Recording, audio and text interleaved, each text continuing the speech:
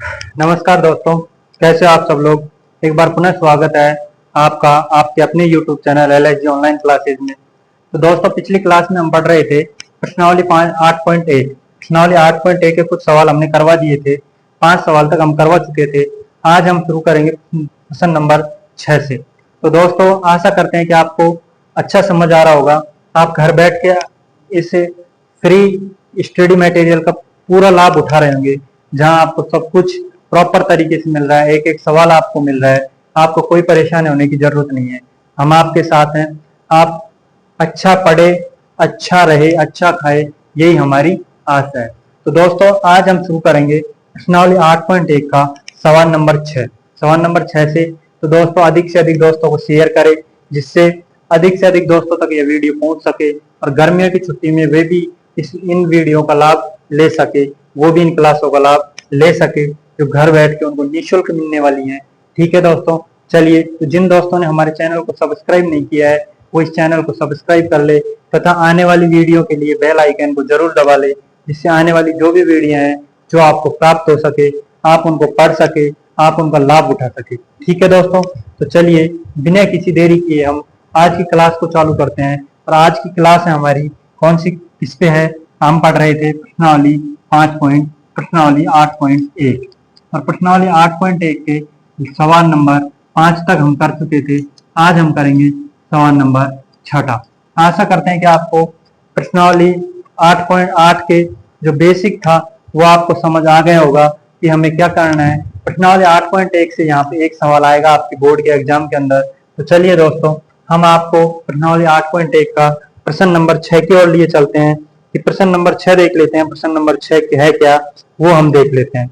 प्रश्न नंबर 6 है, यदि कोण ए और कोण बी न्यून कोण हो तो, यदि कोण ए, क्या दे रखा है प्रश्न में, यदि कोण ए और कोण बी, यदि कोण ए और कोण बी न्यून कोण है, न्यून कोण हो। देखो सबसे पहले न्यून कोण हो, न्यून कोण का मतलब समझा देते हैं आपको। ठीक है, न्यून कोण है हो। देखो, न्यून कोण ऐसा कोण होता है जो 90 डिग्री से कम के कोण होते हैं। किससे?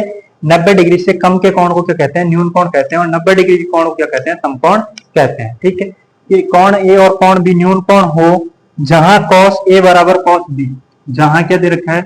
जहां हमें दे रखा है cos ए बराबर क्या दे रखा है? cos बी दे रखा है।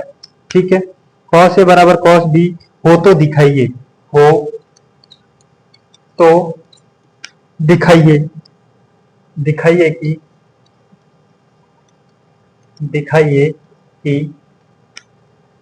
कोण ए बराबर कोण बी होगा। ठीक है, कि क्या दे रखा है? हमें एक त्रिभुज दे रखा है और एक त्रिभुज के अंदर क्या दे रखा है? कोण ए और कोण बी क्या दे रखे हैं? न्यून कोण। ठीक है, जहां हमें क्या दे रखा है? cos ए बराबर cos बी दे रखा है।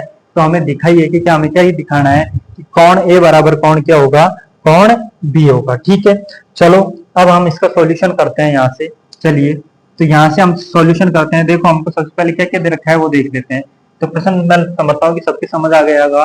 कोण ए और कोण बी न्यून कोण हो, जहाँ cos ए बराबर cos बी हो, कि कोण ए और कोण बी न्यून कोण दे रखे हैं।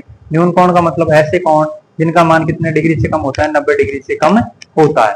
जहाँ cos ए और बराबर cos बी हो तो दिखाइए कि कोण ए बराबर क्या होगा? कोण बी होगा। ये हमें क्या करना है? निकालना है। ठीक है दोस्तों, तो चलिए हम शुरुआत करते हैं कि त्रिभुज एबीसी ले लेते हैं। एक त्रिभुज ले लेते हैं हम एबीसी। तो चलिए हम एक त्रिभुज ले लेते हैं एबीसी। ये हमने एक त्रिभुज ले लिया। ठीक है, त्रिभुज का ले लिया हमने, ये त्रिभुज ले लिया हमने और इस त्रिभुज का नामकरण कर दिया हमने ए, ये बी और ये सी। ठीक है, अब हमने क्या कर लिया? इस पे एक लंब खींच दिया सी से, और सी से हमने एक लंब खींच दिया और ये लंब क्या कर दिया? एम। ठीक है, इसको जहां पे काटता है उसको हमने क्या नाम दे दिया? एम नाम दे दिया। लंब का मतलब होता है जो कि आधार के साथ कितने डिग्री कोण बनाता है? 90 डिग्री कोण। अर्थात ये दोनों के साथ किसका बना रहा है? 90 डिग्री कोण बना रहा है। ठीक है, तो ये हमने क्या कर लिया कि हमने क्या कर लिया कि हमने मान लिया, माना कि एबीसी कोई एक त्रिभुज है। क्या मान लिया हमने? माना कि एबीसी कोई त्रिभुज है। माना कि एबीसी एक त्रिभुज है। क्या मान लिया हमने? एबीसी एक कोई त्रिभुज है जहां कोण ए, एबीसी कोई त्रिभुज है, कोई त्रिभुज है जहां कोण ए व कोण बी क्या है? कोण बी न्यून कोण है, अर्थात कितने डिग्री से कम क्या है, 90 डिग्री से कम के कोण है। जहां कोण माना कि एबीसी कोई त्रिभुज है, जहां कोण ए व कोण बी क्या है, न्यून कोण है, ठीक है। और कॉस ए और कॉस बी ज्ञात करने हैं, और हमें क्या निकालना है, कॉस ए और कॉस बी निकालने हैं। किसके अंदर कॉस ए का मान क्या होगा और कॉस बी निकालने हैं। और अब हमने इसको निकालने के लिए हमने क्या कर लिया, हमने क्या कर लिया, एक लंब खींच दिया। क्या खींच दिया, सीएम लंब खींच दिया किसके ऊपर, ए बी के ऊपर। हमने क्या कर लिया, सीएम एक लंब खींच दिया किसके ऊपर, खींच दिया ए बी के ऊपर। हमने एक लंब खींच दिया सीएम लंब ए बी, ठीक है। अब देखो हमारे पास दो समकोण त्रिभुज बन गए, एक समकोण त्रिभुज ये है, एक समकोण त्रिभुज ये है। दो समकोण त्रिभुज ये हो गए, ठीक है। तो दोनों समकोण त्रिभुजों के अंदर हम क्या लगाएंगे, इन दोनों समकोण त्रिभुजों के अंदर हम लगाएंगे त्रिकोणमितीय अनुपात, ठीक है। तो यहां से हम निकाल लेते हैं, देखो सब कुछ। सबसे पहले त्रिभुज कौन सा हो गया, एएमसी में, ठीक से पहले हम क्या लिख देंगे, त्रिभुज एएमसी में। कौन से में, त्रिभुज एएमसी। देखो एक नंबर का त्रिभुज हमारा एएमसी। अब यहां से हम निकालेंगे सबसे पहले किसका मान निकालेंगे, कॉस ए। तो बताओ कॉस ए जब लाल बटे कक्का से निकालते हैं, लाल बटे कक्का, ठीक है। तो लाल बटे कक्का से कितना हो जाएगा, आधार बटे कर्ण। तो बताओ कितना हो जाएगा, आधार बटे कर्ण, ठीक है। तो देखो आधार का मान कितना है हमारे पास, आधार का मान है एएम, और कर्ण का मान कितना हो गया हमारा एसी। ये हो गया समीकरण नंबर कितना हो गया हमारा, एक हो गया, ठीक है। इसको हमने क्या दे दिया, समीकरण नंबर क्या दे दिया, एक दे दिया, ठीक है। अब इसी प्रकार हम दूसरे त्रिभुज ले लेते हैं, दूसरा त्रिभुज दो नंबर का त्रिभुज। तो दूसरा त्रिभुज कौन सा है हमारा, वो देख लेते हैं। तो दूसरा त्रिभुज देखेंगे, दूसरा त्रिभुज कौन सा है हमारा, बीएमसी। कौन सा है, बीएमसी। तो लिख देंगे त्रिभुज बीएमसी में, ठीक है। वही हम क्या निकालेंगे, बीएमसी में। अब बीएमसी देखो उसमें क्या निकाला था हमने, कॉस ए निकाला था। अब इसमें क्या निकालेंगे, हम कॉस बी निकालेंगे, ठीक है। तो यहाँ से हम कॉस बी निकाल लेते हैं। तो कॉस बी, तो वही क्या हो जाएगा, लाल बटे कक्का से अर्ध बटे क्या, आधार बटे क्या हो जाएगा, कर्ण। तो यहाँ से देख लेते हैं हम आधार क्या है इसका। तो आधार क्या है, बीएम, और कर्ण क्या हो गया इसका, बीसी, ठीक है। तो क्या हो जाएगा, बीएम बटे क्या हो जाएगा, बीसी। ये हो गया हमारा समीकरण नंबर कौन सा हो गया, दो हो गया, ठीक है। अब हमें क्या दे रखा है, ये दोनों क्या दे रखा है, समीकरण एक। अब देखो एक हमें क्या दे रखा था, अब हमें दे रखा, प्रश्नानुसार देखते हैं हम, ठीक है। अब प्रश्नानुसार हमें क्या दे रखा है, देखो। तो प्रश्नानुसार हमें क्या दे रखा है, कॉस ए बराबर क्या दे रखा है, हमें कॉस बी दे रखा है, ठीक है। तो देखो कॉस ए समीकरण एक और समीकरण दो दोनों देख लेते हैं।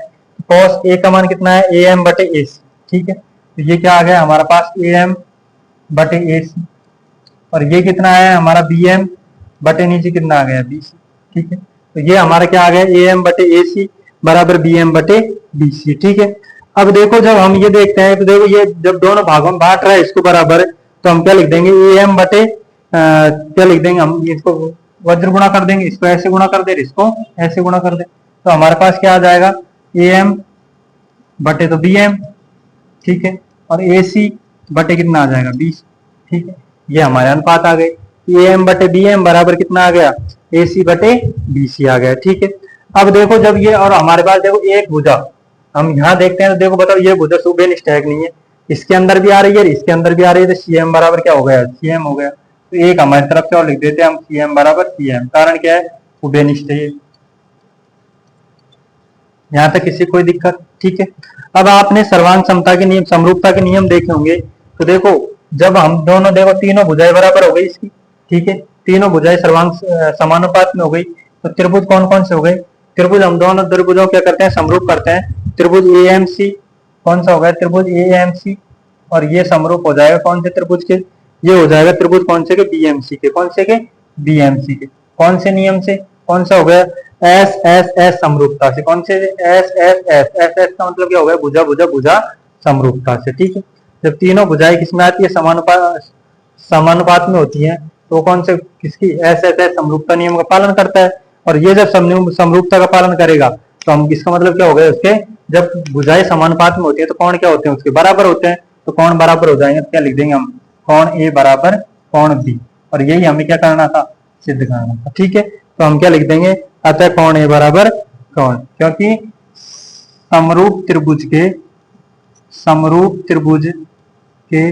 संगत कोण बराबर होते हैं, संगत कोण बराबर होते हैं, ठीक है दोस्तों। आ गया समझ, एक बार दोबारा देख सकते हो आप। देखो क्या था हमारा, यदि कोण ए और कोण बी न्यून कोण हो, तो जहां cos ए बराबर कितना दे रखा है, cos बी दे रखा है, तो दिखाइए कि कौन ए बराबर कौन बी। अब देखो एक त्रिभुज ले लिया हमने ए बी सी, जिसमें कौन बी और कौन ए और कौन बी क्या है, न्यून कौन है, और एक रेखा खींच दी, लंब खींच दिया हमने सी एम। ठीक है, अब एक और दो त्रिभुज बन गए। अब हमने त्रिभुज ए एम सी में देखो ये याद रखा एक समकोण त्रिभुज है, ये भी एक समकोण त्रिभुज है, पाइथागोरस में उससे त्रिभुज त्रिकोणमिति अनुपात से cos ए बराबर कितना होगा, आधार बटे कांट ए एम बटे ए सी हो गया। ठीक है, और फिर इसमें देखा त्रिभुज बी एम सी में cos बी बराबर कितना हो गया, आधार बटे कांट बराबर बी एम बटे बी सी हो गया। अब समीकरण एक और समीकरण दो को हमने क्या कर दिया, बराबर कर दिया, क्योंकि प्रश्न में दे रखा था तो cos ए बराबर cos बी हो गया। तो ए एम बटे ए सी बराबर क्या हो गया, बी एम बटे बी सी। तो ए बटे बी एम बराबर ए सी बटे बी सी। तो सी एम क्या हो गया, ओवेनिस्ट, क्योंकि दोनों में आ रही है एक भुजा। तो ये भुजा तुमने देखा होगा, देखो देखो ये भुजा है तो दोनों में आ रही है, इस त्रिभुज में भी आ रही है, इस त्रिभुज में आ रही है, तो जब दोनों में आती है तो ओवेनिस्ट भुजा हो जाती है। तो त्रिभुज कौन से, एस एस समरूपता इसके आ जाएगा, समरूप हो गया। और समरूप जो त्रिभुज होता है उसकी संगत कौन बराबर है, क्या संगत कौन क्या बराबर होते हैं, बराबर होते हैं। तो कौन ए बराबर क्या आ जाएगा, कौन बी आ जाएगा। ठीक है दोस्तों, यहाँ तक समझ आ गया होगा। चलिए अब चलते हैं हम 7वें सवाल की ओर। अब कौन सा सवाल करते हैं हम, 7वां सवाल करते हैं। तो प्रश्नावली 8.1 के 7वें सवाल की ओर चलते हैं। ठीक है, चलिए तो 7वां सवाल देख लेते हैं। यदि कोट थीटा बराबर 7/8 हो, यह क्या यहाँ क्या दे रखा है, यदि कोट थीटा बराबर कितना दे रखा है, 7/8 हो, कोट थीटा का मान दे रखा है हमें 7/8, तो हो तो पहला देखो, पहले में क्या निकालना है हमें, पहले में हमें निकालना है 1 प्लस साइन थीटा, ये हो गया 1 प्लस साइन थीटा, और यहाँ हो गया 1 माइनस के साइन थीटा, बटे नीचे कितना दे रखा है 1 प्लस कोस थीटा और 1 minus cos theta, 1 plus cos theta और 1 माइनस का कोस थीटा। ठीक है, एक तो हमें ये तो हमें निकालना है पहले के अंदर। ठीक है, और दूसरे के अंदर हमें क्या निकालना है, कोट स्क्वायर थीटा का मान निकालिए। दूसरे के अंदर हमें क्या करना है, दूसरे में हमें निकालना है कोट स्क्वायर थीटा का मान निकालिए। ठीक है, ये दोनों सवाल हमें इससे करना है, इसमें दो सवाल है, दोनों सवाल करना है। तो देखो हम दोनों सवालों को करते हैं। तो देखो सबसे पहले हम यहाँ से सॉल्यूशन करते हैं। ठीक है, अब कोट थीटा बराबर कितना दे रखा है, 7/8 दे रखा है हमें। ठीक, तो यहाँ तक मुझे नहीं लगता कि किसी दोस्त को समस्या होगी, अभी तो प्रश्न कराया अपन ने, अभी एक्स्ट्रा हमारी तरफ से कुछ भी नहीं किया है। ठीक है, तो हम यहाँ से लिख लेते हैं। सबसे पहले देखो कोट थीटा बराबर कितना दे रखा है, 7/8 दे रखा है। ठीक, एक त्रिभुज बना लेते हैं हम, और त्रिभुज को नाम दे देते हैं ए बी सी। क्या दे रखे हैं, ए बी सी। थीटा है तो ये थीटा हो जाएगा, ये 90 डिग्री हो गया। ठीक, अब देखो 7/8 है ना, तो हमें सबसे पहले पता होना चाहिए लाल बटे कक्का से। ठीक है, तो ये कितना होता है, आधार बटे लंब होता है। क्या होता है, आधार बटे लंब। तो ये कितना हो जाएगा अपना आधार, और ये कितना हो जाएगा लंब। ठीक है दोस्तों, तो बताओ आधार का मान कितना आ गया 7 और लंब का मान कितना आ गया 8। ठीक है, यहाँ तक मुझे नहीं लगता कि किसी भी दोस्त को समस्या होगी। चलिए अब इससे आगे हम देखते हैं। तो इससे आगे देखो हम क्या करते हैं, पाइथागोरस में लगाते हैं। तो कौन सा त्रिभुज आ गया, त्रिभुज एबीसी में, एबीसी में कोण बी बराबर कितना दे रखा है, 90 डिग्री दे रखा है। ठीक है, अतः पाइथागोरस प्रमेय से, अतः क्या करते हैं हम, पाइथागोरस प्रमेय, पाइथागोरस प्रमेय। तो अब हम इसमें पाइथागोरस प्रमेय जब लगाते हैं, तो देखो पाइथागोरस प्रमेय लगाएंगे तो पाइथागोरस प्रमेय क्या होता है, कर्ण का स्क्वायर बराबर आधार का स्क्वायर प्लस किसका होता है, लंब का स्क्वायर। ठीक है, तो देखो कर्ण का स्क्वायर समकोण त्रिभुज के जट सामने वाली भुजा क्या होती है, कर्ण होती है, और थीटा के जट सामने वाला क्या होता है, लंब होता है। ये लंब हो गया। ठीक है, चलो तो कर्ण का स्क्वायर बराबर क्या हो गया, आधार का स्क्वायर प्लस लंब का स्क्वायर।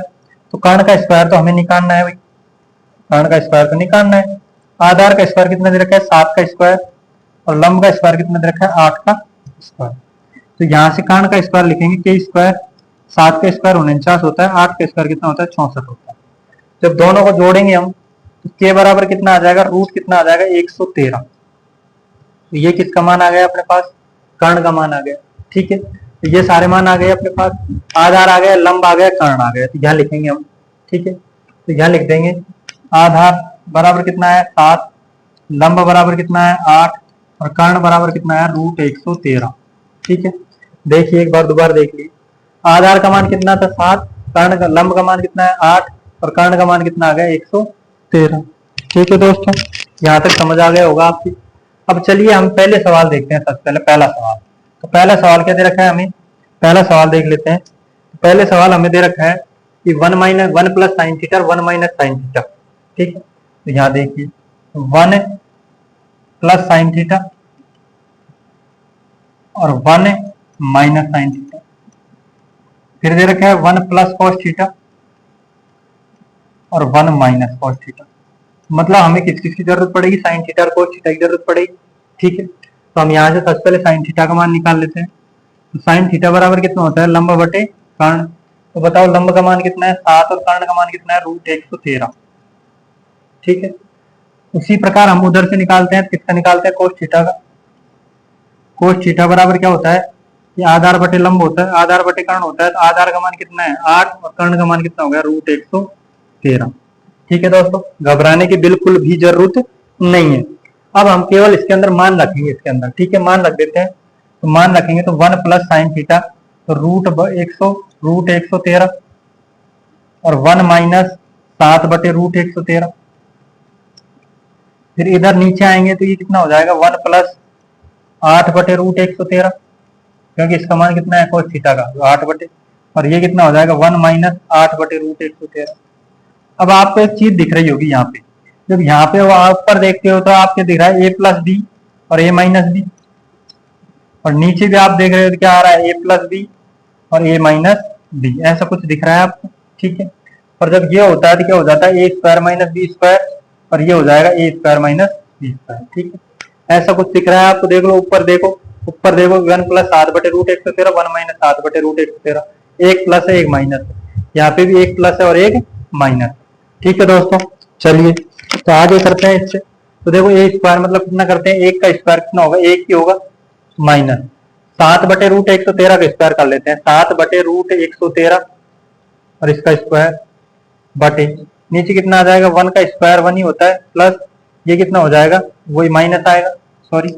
ठीक है, तो यहाँ कितना आ जाएगा, माइनस आ जाएगा, माइनस 8 बटे √113 इसका स्क्वायर।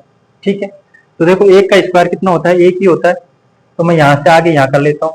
ठीक है, तो 1 का स्क्वायर कितना होता है, 1 ही होता है, माइनस 7 का स्क्वायर कितना होता है 49, और 113 का जब रूट निकालेंगे कितना आ जाएगा, 113 आ जाएगा।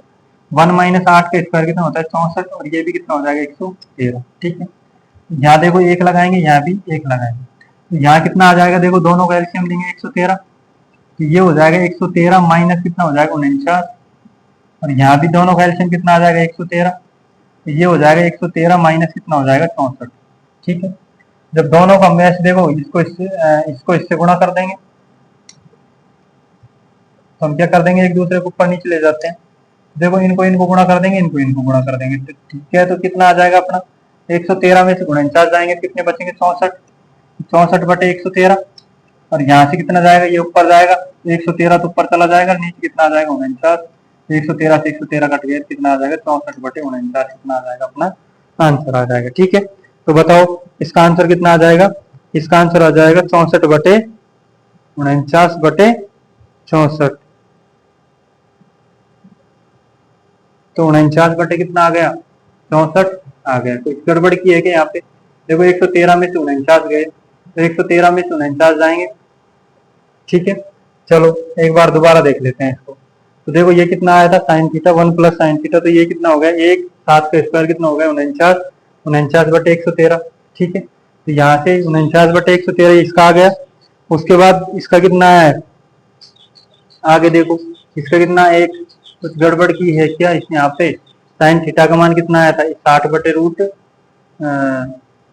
सॉरी यहाँ पे गड़बड़ कर दी, यहाँ पे थोड़ी सी गड़बड़ हो गई है, तो आप उसे सही कर लीजिए।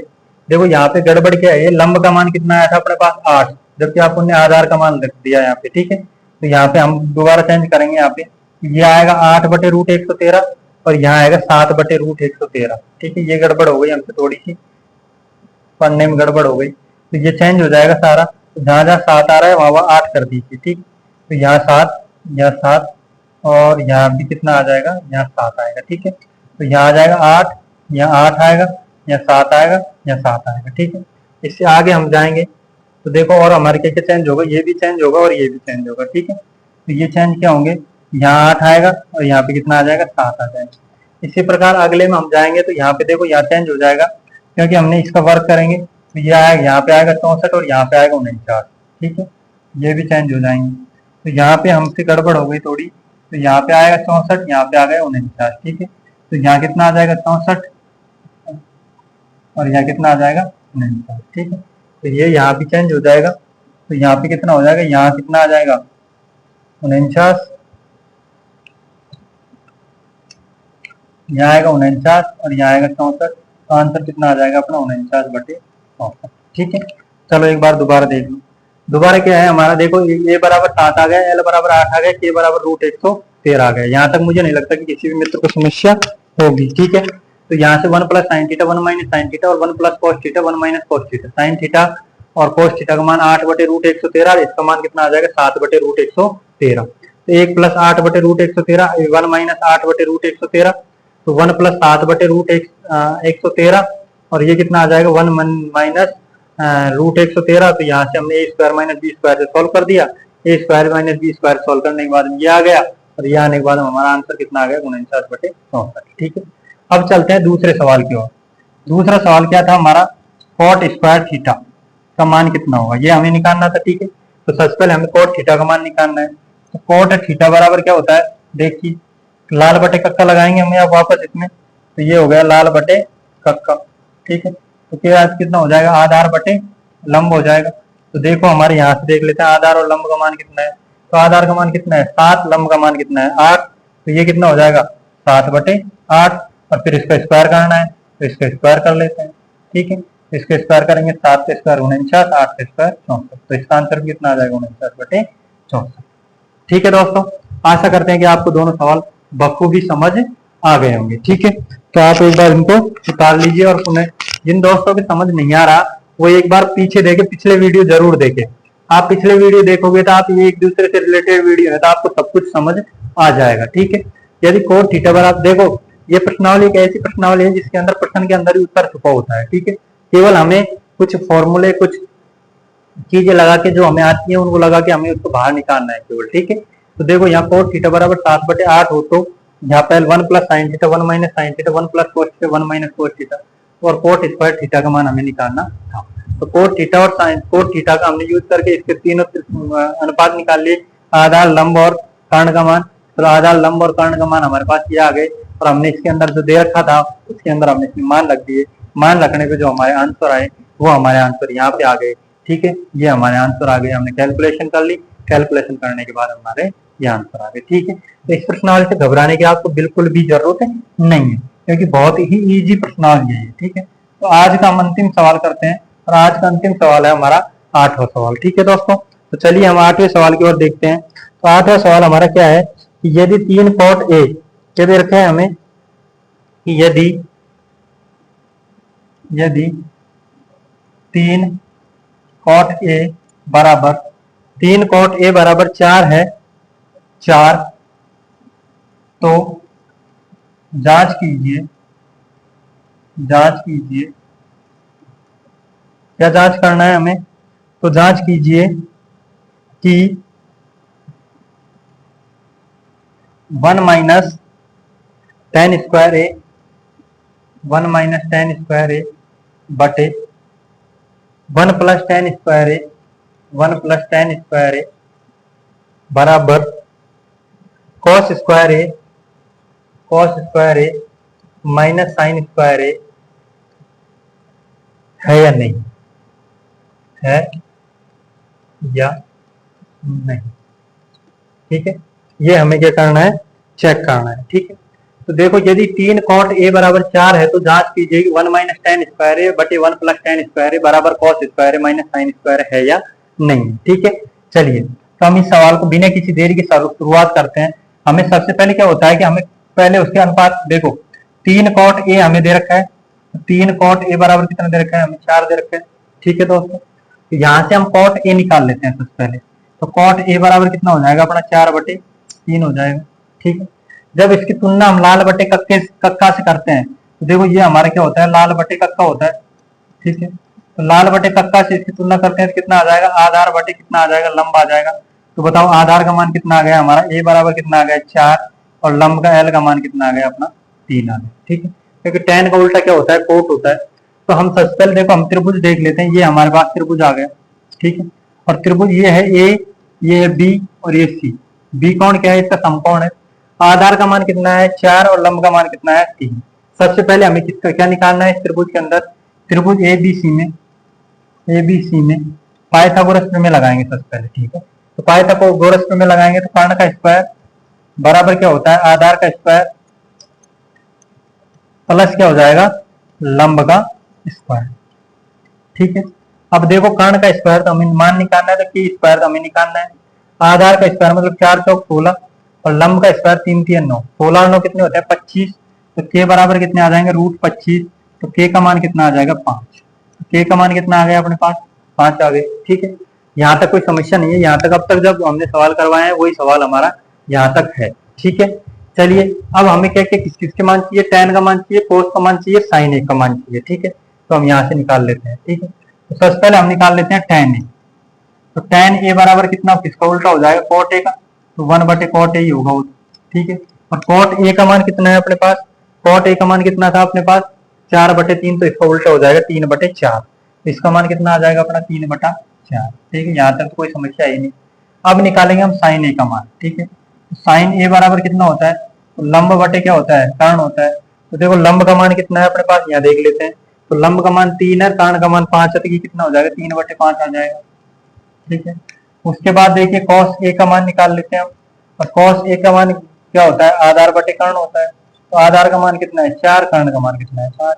तो जो हमें मान चाहिए थे वो सारे मान हमने लिख लिए। ठीक है, tan a का मान लिख लिया 3/4, sin a का मान लिख लिया 3/5 और cos a का मान लिख लिया 4/5। ठीक है, अब हमारे पास क्या है कि अब हमारे पास है 1 - tan स्क्वायर। अब यहां से देख लेते हैं। ठीक है, 1 - tan स्क्वायर बटे 1 + tan स्क्वायर बराबर क्या निकालना है हमें, 1 - tan स्क्वायर बराबर 1 + tan square cos square minus sin square. क्या निकालना है, cos स्क्वायर माइनस का sin स्क्वायर। ये हमें क्या करना है, निकालना है। ठीक है, चलिए तो हम यहाँ से मान रखते हैं। क्या करते हैं हम, सबसे पहले हम क्या लेते हैं, LHS ले लेते हैं। ठीक है, तो LHS क्या है हमारा 1 - tan स्क्वायर और 1 + tan स्क्वायर a। ठीक है, मान रख देते हैं। ठीक है, मान रखने पर tan का क्या लिखेंगे, tan बराबर क्या है, tan a बराबर कितना लिखेंगे, रखेंगे 3/4 रख देंगे। तो रख देते हैं इसमें। तो 1 - 3/4 का स्क्वायर और 1 + 3/4 का स्क्वायर। ठीक है, तो देखो 1 - 3 का स्क्वायर 9, 4 का स्क्वायर 16 और 1 + 3 का स्क्वायर 9, 4 का स्क्वायर 16। जब दोनों का एलसीएम निकालते हैं यहाँ फिर से, तो देखो इन दोनों का एलसीएम कितना आ जाएगा 16। तो ये कितना हो जाएगा 16 - 9, और इसी प्रकार नीचे आएगा दोनों का एलसीएम 16, तो ये हो जाएगा 16 + 9। ठीक है, एक में 16 + 9 हो जाएगा, एक में क्या आ जाएगा 16 + 16 - 9 आ जाएगा। ठीक है दोस्तों, चलिए तो यहाँ से आगे जब हम निकाल लेते हैं तो देखो देखो 16 में 16 तो कट ही जाएंगे, 16 से 16 तो। ठीक है, तो यहाँ से आ जाएंगे 16 में से 9 गए कितने बचे 7, तो 7/16 और ये ऊपर जाएगा 16 ऊपर चल जाएगा, नीचे 25 आ जाएगा। तो 16 से 16 कट गया, तो इसका मान कितना है 7/25। ये हमारा किसका मान आया, LHS का मान आ गया। ठीक है, अब हम निकालेंगे RHS का मान। तो यहाँ से आगे हम कर लेते हैं यहाँ पे RHS। ठीक है, RHS क्या है, cos स्क्वायर है और माइनस कितना है sin स्क्वायर ए। ठीक है, तो cos a का मान निकालो। सबसे पहले cos a का मान देखो 4/5 और इसका स्क्वायर, माइनस sin का मान देखो कितना है, sin का मान 3/5 और इसका स्क्वायर। ठीक है, तो देखो 4/5 का स्क्वायर कितना आ जाएगा 16/25 और 3/5 का कितना 9/25। जब दोनों का एलसीएम लोगे तो कितना आ जाएगा 25। तो 16 में से कितने जाएंगे 9, तो कितने आ गए 7/25। ठीक है, तो बताओ क्या निष्कर्ष पहुंचे हम कि LHS बराबर क्या आ गया हमारा, LHS बराबर RHS और बराबर कितना है 7/25। और यही हमें क्या करना था, सिद्ध करना था। तो यही हमारा क्या हो जाएगा, आंसर हो जाएगा। ठीक है दोस्तों, ज्यादा लेंथी सवाल नहीं है, बहुत ही इजी सवाल है। कि यदि 3 cot a बराबर 4 तो ज्ञात करना था हमें, क्या ज्ञात करना था 1 - tan स्क्वायर बटे 1 + tan स्क्वायर बराबर cos square minus sin square है या नहीं, हमें ज्ञात करना है। ठीक है, तो 3 cot a बराबर कितना हो गया 4, तो cot a बराबर कितना हो गया 4/3। तो ये कितना हो गया a/L, तो ए का मान 4, एल का मान 3। यहाँ से हमने क्या कर लिया, कर्ण का मान निकाल लिया, वो कितना है 5 आ गया। कर्ण का मान 5 आ गया, उसको निकाल के हमने क्या कर दिया, tan ए बराबर 1/cot ए बराबर 3/4। तो sin ए बराबर क्या हो गया, लंब बटे कर्ण बराबर 3/5। ठीक है दोस्तों, यहाँ तक समझ आ गया होगा। तो आज की क्लास को यहीं खत्म करते हैं। ठीक है दोस्तों, अगली क्लास करेंगे कल। धन्यवाद, नमस्कार दोस्तों।